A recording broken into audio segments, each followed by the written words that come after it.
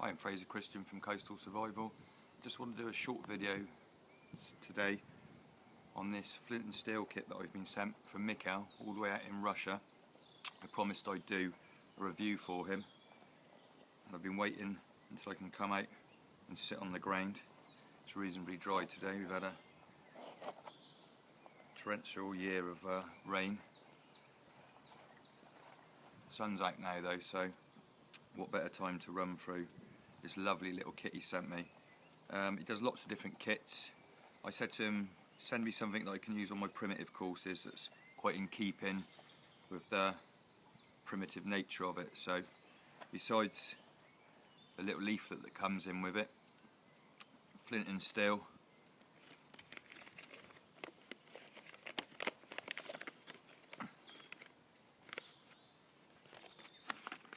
guide there. Great little guide. If you don't know how to use the kit, runs you through everything in there, step-by-step guide of how to use the kit. The only other thing in there that isn't possibly, you could strictly say was primitive, obviously that's in there for common sense, is this little tiny metal tin here, which is obviously great. I mean, I don't know how sort of purist you want to be about your traditional kits, but this is a lovely kit. We take things out really for preparation. I mean, I've got a lighter in my pocket. If my lighter fails, and I've got this in my pack, it gives me another option. It's all about options outside.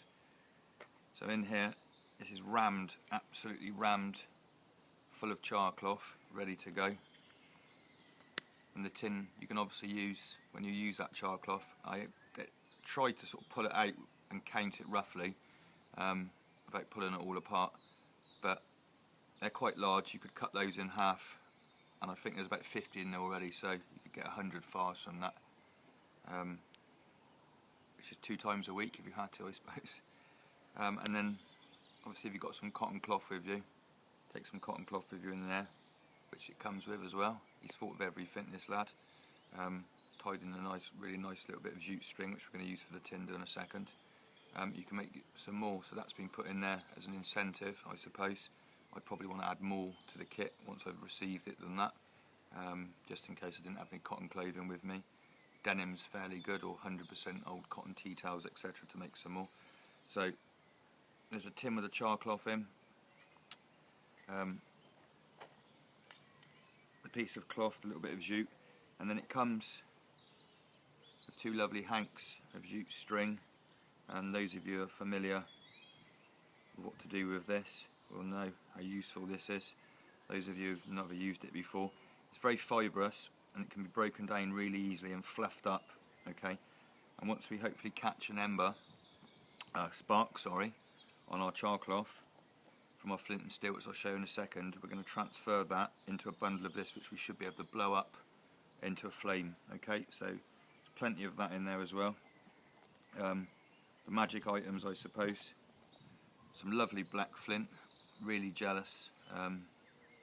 Love to have some flint like this round here. We've got what they technically call, what do they call it? They don't call it flint, churt. I said to somebody, oh, we've got some flint round here, and he said it's not flint, it's churt. So it does make a spark, not quite as good as this black stuff though. And there's a good few pieces of that in there as well. Okay, all contained inside the bag. Got 3 nice pieces of that, and then this lovely hand-forged steel striker there on a nice little leather thong there. And I think I'm correct in saying on his website it says it's hand-forged with charcoal. I've been doing a bit of that recently, so I can really admire the craftsmanship in that. Even making something flat and straight, I find a chore at the moment. So they're the kind of the working parts, I suppose. And then you've got your char cloth, which is amazing at catching the spark, and then your jute, you can transfer it. The only thing I popped into that, I wanted to put something that was slightly native to me. Some King Alfred's cakes, Dardidium eccentricum, something like that, the eccentric rings, cramp balls, grow on various dead trees or dying trees. This also will take a spark, not as easy as the char cloth I've found. needs to be really dry. It absorbs moisture quite easily as well, so you need to keep this really dry. This lovely sealed leather pouch here is obviously going to do the job for that. And also, if we are to catch a spark on the char cloth, once we put it onto this, it will take that little tiny glow very well. So 2 options there, the jute or the cramp ball. Okay, right, let's give it a go anyway.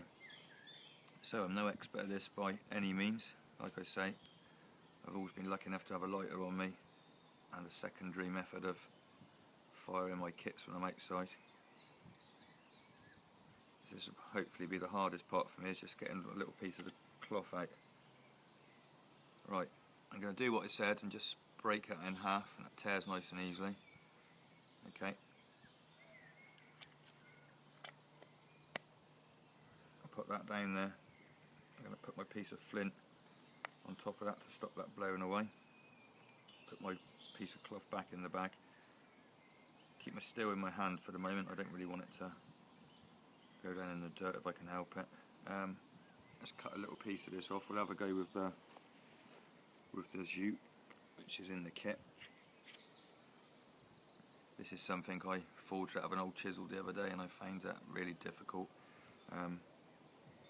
So hats off to anybody who can make anything like that over some charcoal. You can tell there's a lot of care and detail and attention has gone into the finish of these products, the beads on the bag, everything about it. As soon as I opened it, spelled quality to me, really. That's not something we always get when we get sent things to review. Right, so the way I was showed how to do this, the sparks actually seem to jump up like that rather than go down. It's to lay the cloth. Doesn't seem to make any difference. It's the same texture. I was just seeing if there was a fluffier side to it. It's to lay the cloth on top of the flint, okay, fingers underneath, thumb out the way, and then simply just to strike down, not straight down, and not on too much of an angle. We don't want too much friction. There's kind of going to be a sweet spot, I suppose, and hopefully that's going to be about 33 degrees, something like that. So let's have a go. I don't know if you can see that, and already 2 strikes. We've caught the end there. I don't know if you can see that going. So all I need to do now is offer that to a piece of jute. I'm just going to wrap that round like that. Just going to pop that down on my tin there. Oh, it's come undone. Didn't tie that out very well, did I? Told you I was no expert at this.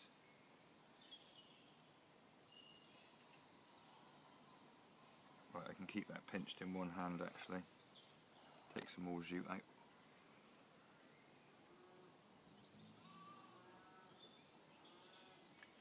This is something I should have obviously done.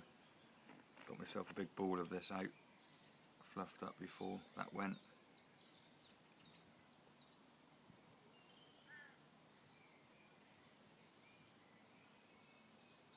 Just going to loosely wrap that around there now, try and get it into a ball shape. And obviously if we were putting this straight onto a fire, we'd have our fire all ready to go. Handful of sticks the size of matches, handful of sticks twice the size of matches, handful of sticks 3 times the size of matches. Nice big bundle of fluffed up dry stuff. Let's just see if we can get this little bundle going.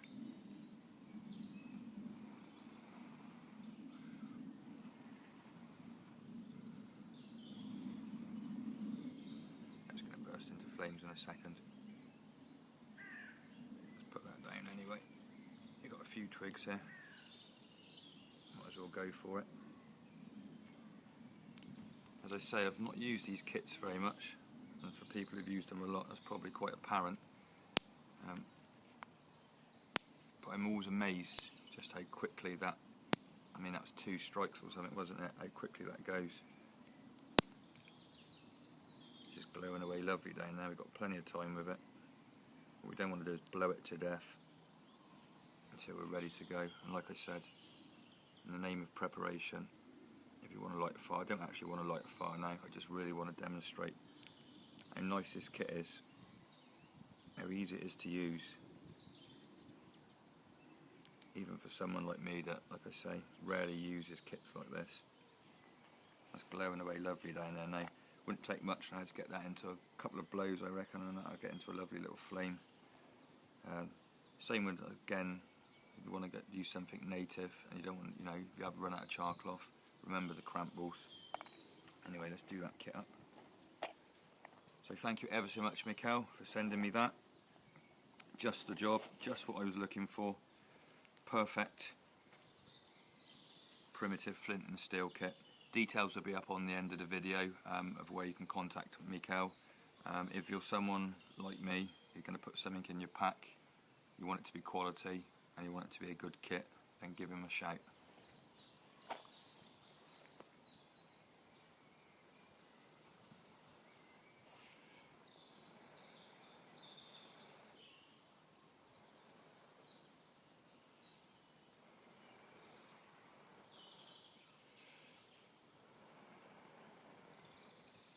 There we go, there's a small flame.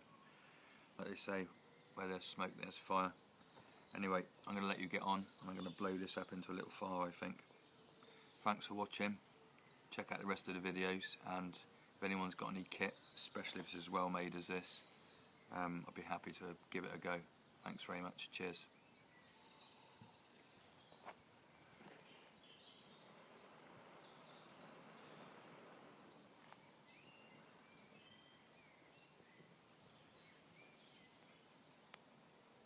There we go.